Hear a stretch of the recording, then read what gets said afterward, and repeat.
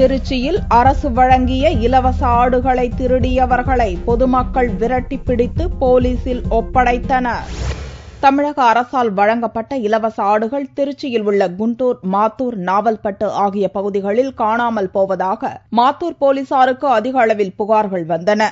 இந்நிலையில் குண்டூர் பகுதியில் சந்தேகத்திற்கிடமாக ஆட்டோ ஒன்றில் ஆடுகள் ஏற்றிச் சென்றதை கண்ட அப்பகுதிவாசிகள் ஆட்டோவை தடுத்து நிறுத்தினர். ஆனால் ஆட்டோ நிற்காமல் சென்றதால் விரட்டிச் சென்று பிடித்தனர். ஆட்டோவில் இருந்த ஷேக் அப்துல்லா, காஜா மொய்தீன், அப்பாஸ், ஆட்டோ ஓட்டுநர் குமார் ஆகியோரிடம் விசாரணை செய்ததில் குண்டூர் பகுதியைச் சேர்ந்த செல்லம்மாள் என்பவருக்கு தமிழக அரசால் வழங்கப்பட்ட ஆடுகள் என தெரிய வந்தது. இந்நிலையில் அப்பாஸ் என்பவர் கத்தியை காட்டி மிரட்டி ஓடிவிட்டார். இதனால் ஆத்திரமடைந்த பொதுமக்கள் எஞ்சிய 3 பேரை சரமாரியாக உதைத்து போலீசில் ஒப்படைத்தனர். பக்கத்துல விட்டுட்டு போனேன்.